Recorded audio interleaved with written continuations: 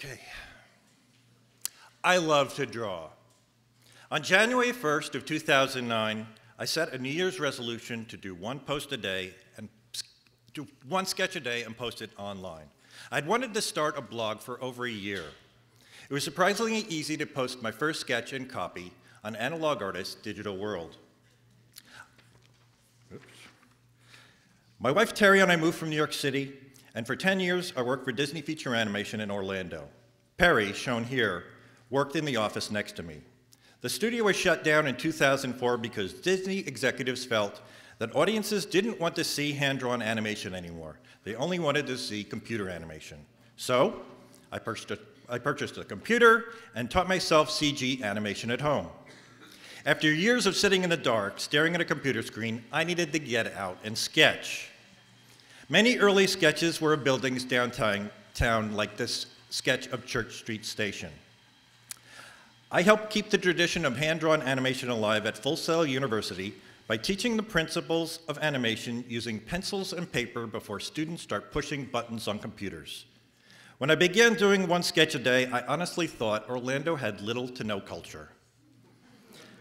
I'd spent 10 years at Disney and felt that Orlando must only have the heart of an animatronic. I found these drummers at Creative Engineering in downtown Orlando. I couldn't imagine much culture happening in this service industry town. Yet, with every sketch I did, I discovered artists with talent.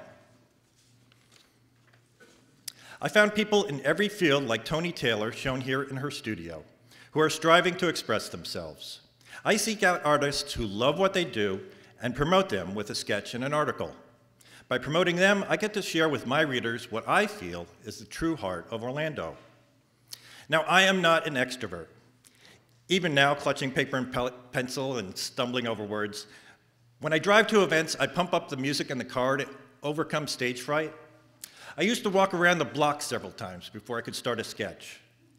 That feeling has slowly subsided, being replaced by stubborn determination. In a crowded room, it's impossible to focus on any single conversation. I hear nothing but the overall din.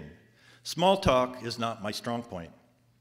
If I start to sketch, however, even in a flash mob, a sense of calm washes over me. While focusing on the sketch, nothing else matters. By going out every day, I began to meet people who go to the same events I do. They recognize my desire to sketch unique situations and include me in sketch opportunities like this gut-wrenching blimp ride over Universal. Finding interesting stories is an ongoing adventure. Though I tend to sit quietly observing, at times I'm thrust into the limelight. To get this sketch at the Bob Carr, the director, John Didona, suggested I sit on stage with the audience watching at the Red Chair Affair. The act of sketching became a form of performance art. I forgot about the audience as I struggled to capture the performance on stage. Doug Rodehamel created this sea of green fluorescent fish hanging at Stardust Video and Coffee. When I'm in a room full of creative people, I feel motivated to create. Being isolated in a studio makes little sense when there are so many events going on all around Orlando. I found bluesman Maxwell seated among the clutter of a flea market in Mount Dora. He sang flea market blues. No one else stopped to listen. Each sketch usually takes about 2 hours to complete. Time stands still. When you stay in one spot for that long, some drama always unfolds. At the Enzion Theater during the Florida Film Festival, the projectionist had to splice together the 2 reels of Breakfast at Tiffany's. I always remain open to snippets of conversation, which I often jot down on the back of the sketch. Writing helps me to complete the bigger picture. Benoit Glazer invites people to his home, called the White House, once a month, even more, for live music and art. It's amazing how often lyrics of a song or the plot of a play mirrors what's happening in my everyday life. The emotional message of some productions often hits home. Andrew Spears created a mural at the annual Snap Photography exhibit. By meeting so many artists and sharing their stories, my own art grows richer. Listening to a theater director talk about the creative process, the conversation could just as well relate to a sketch. I've often been asked to stop sketching by security guards, ushers, and police. In our fast-paced world, someone who stands still tends to be suspect. This accordion player at Earth Day was also asked to stop performing by Lake Eola groundskeepers. Silence can be deafening.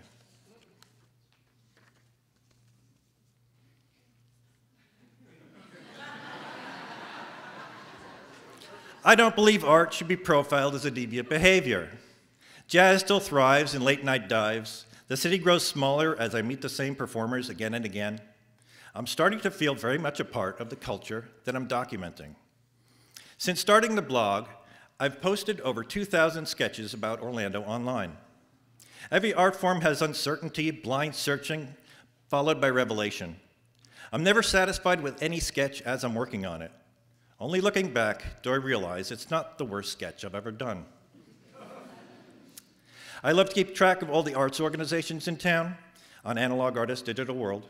At times, I feel I have my finger on the pulse of what keeps Orlando alive and vibrant. Some organizations have had to close, but there are always people who strive to make Orlando an interesting place to live. Each time I sketch, I fall in love, be it with a gesture, setting, or people's stories.